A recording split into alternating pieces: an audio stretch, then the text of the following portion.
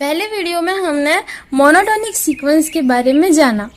आज हम एक थ्योरम पढ़ेंगे जिसमें हम जानेंगे कि a necessary and sufficient condition for the convergence of A monotonic sequence is that it is bounded. अगर मोनोटोनिक सीक्वेंस बाउंडेड होगा तो वो कन्वर्जेंट होगा, अगर मोनोटोनिक सीक्वेंस कन्वर्जेंट है यानी वो बाउंडेड होगा। First we will prove the necessary part, यानी कि हमारे पास एक मोनोटोनिक कन्वर्जेंट सीक्वेंस है और हमको प्रूफ करना है कि as that monotonic sequence is convergent therefore it is bounded. और हमको वैसे भी पता है कि सारे के सारे कन्वर्जेंट सीक्वेंस बाउंडेड होते हैं, तो अगर हम भी लेंगे कि let Sn be a convergent monotonic sequence, we have to prove that the sequence is bounded. इतना लिखने की जरूरत नहीं है क्योंकि as we know that every convergent sequence is bounded, चाहे वो मोनोटोनिक हो या फिर नहीं हो। अगर वो कन्वर्जेंट है यानी कि वो बाउंडेड भी होगा। Therefore we know that every convergent sequence is bounded, hence every monotonic convergent sequence must be convergent. So our necessary part is over. Now we will prove the sufficient part.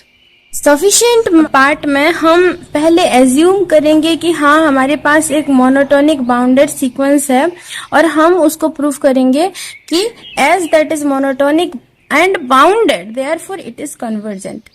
So let Sn be any monotonic sequence which is bounded. Okay, and we have to prove Sn is convergent.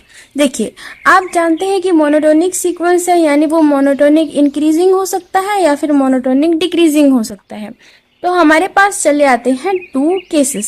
Case 1, अगर हमारा Sn is a monotonic sequence, and case 2, if the sequence Sn is a monotonic decreasing sequence. तो first we will consider the case 1 where the sequence Sn is monotonic increasing. So if Sn is monotonic increasing and as we have assumed that it is bounded, therefore इसका जो range set है, let it be S, range set है, ये जो sequence का range set है, it is also bounded. क्यों भाई, ऐसा क्यों होता है? क्योंकि अगर सीक्वेंस ही बाउंडेड होगा यानी कि अगर हम n की जगह 1 2 3 4 ऐसे पुट करते जाएंगे तो जो वैल्यूज हमको आउटपुट में मिलेगा दैट इज बाउंडेड। वही तो हमारा रेंज सेट है ना, दैट आउटपुट वैल्यूज का जो सेट है वही हमारा रेंज सेट है, यानी वो भी बाउंडेड होगा ऑब्वियसली। एंड हमको पता है कि कोई भी सीक्वेंस का रेंज सेट कभी भी एम्प्टी नहीं होता है, क्योंकि अगर आप n इक्वल टू 1 2 3 4 ऐसे पुट करते जाएंगे सीक्वेंस के टर्म्स मिलने के लिए और आपको कुछ ना मिले, ऐसा कभी हो ही नहीं सकता। या तो एक नंबर हो सकता है, या तो 2 नंबर हो सकता है, या तो इनफाइनाइट या तो finite number of members possible हो सकते हैं इस रेंज सेट के।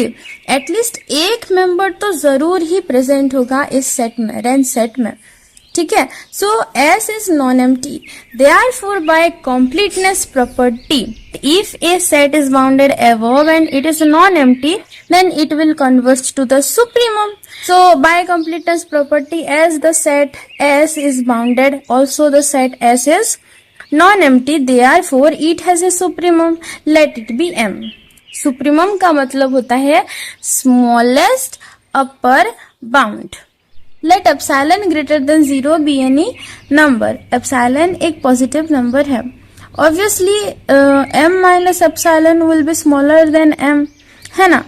And as M is a supremum of the set S, therefore there exists at least one member, let it be Sm, one member of the sequence Sn of this sequence such that Sm is greater than M minus epsilon।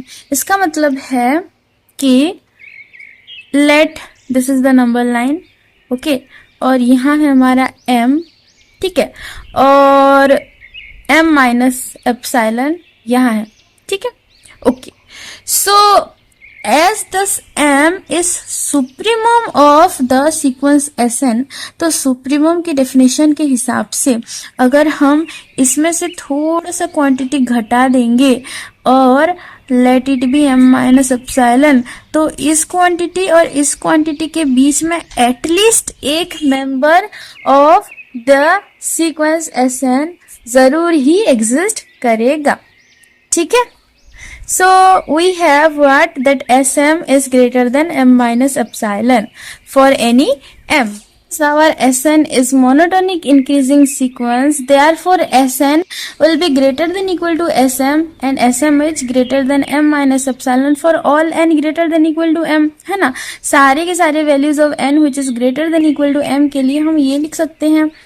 Okay, as m is the supremum, m जो है वो supremum है. किसका supremum है? हमारा range set का, यानी कि the output value, the set of output values of the sequence, यानी कि m जो है वो सुप्रीमम होगा हमारा सीक्वेंस Sn का भी, है ना. यानी कि सारे के सारे members of the sequence Sn, ठीक है, वो m से या तो छोटे होंगे या फिर इक्वल होंगे. यानी कि Sn is smaller than equal to m for all n, and we know that m is smaller than m plus epsilon because epsilon is any positive number. Epsilon is a positive number, therefore m is smaller than m plus epsilon. So हमको मिल जाता है क्या कि Sn is smaller than equal to m and m is smaller than m plus epsilon. आप यहाँ notice कीजिए कि Sn हमको मिल जाता है इससे, इस क्वांटिटी से बड़ा, और here we can see that Sn is smaller than m plus epsilon for all n greater than equal to m. ये जो है this statement is valid only for all n greater than equal to m and this is for all n. यानी कि इस दोनों statement को हम combinedly लिख सकते हैं. m minus epsilon is smaller than Sn which is smaller than m plus epsilon for all n greater than equal to m. ठीक है, and this is the definition of limit, है ना. So here we got that Sn minus m का जो modulus है it is smaller than epsilon for all n greater than equal to m. अगर आपको limit में कुछ डाउट है तो आप वो वाला वीडियो थोड़ा सा चेक कर सकते हो, लिमिट ऑफ ए सीक्वेंस. मैं इसका लिंक डिस्क्रिप्शन में भी दे दूंगी. So here we got that हमारा जो सीक्वेंस Sn है it converts to the supremum m and limit Sn is equal to m. So here we have proved that in this case 1, when our sequence is monotonically increasing, it will converge. Now we will consider the case 2 where Sn is a monotonic decreasing sequence. As we have assumed that the sequence Sn is bounded, therefore उसका जो range set है S वो भी bounded होगा, है ना. So by completeness property, as S is bounded and also it is non-empty, therefore S has the infimum, let it be B. ठीक है, S का एक infimum भी होगा. And what is the infimum? Infimum is the greatest lower bound. Okay. So let epsilon be a positive number, any number है, हमने उसको randomly choose किया है. And since B plus epsilon is greater than B, and also as this is the infimum, there exists at least one member of the sequence Sn, let it be Sm, such that Sm is smaller than B plus epsilon. This is the definition of infimum. As B is infimum of the sequence Sn, so B और B plus epsilon, ठीक है, B और इसके पास वाले थोड़े से बड़े quantity के बीच में एटलीस्ट एक मेंबर ऑफ दिस सीक्वेंस जरूर ही एग्जिस्ट करेगा according to the definition of infimum. As B is infimum of the sequence Sn, therefore B और उससे थोड़े से बड़े क्वांटिटी के बीच में एटलीस्ट वन मेंबर जरूर ही एग्जिस्ट करेगा इस सीक्वेंस का. Therefore, as this is infimum of the sequence Sn, so we have this statement.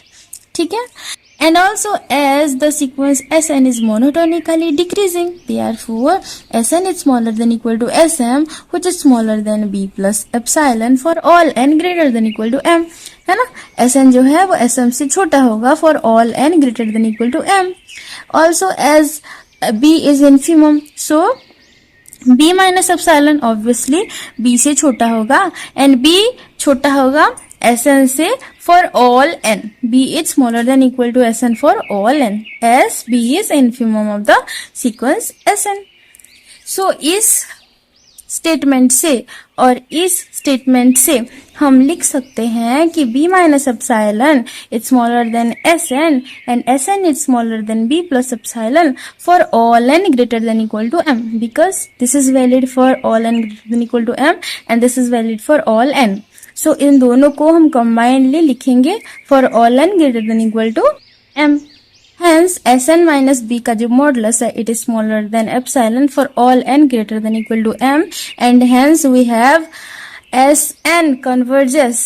We got Sn is convergent and limit of the sequence Sn is our infimum of the sequence, यानी limit n tends to infinity Sn is equal to b.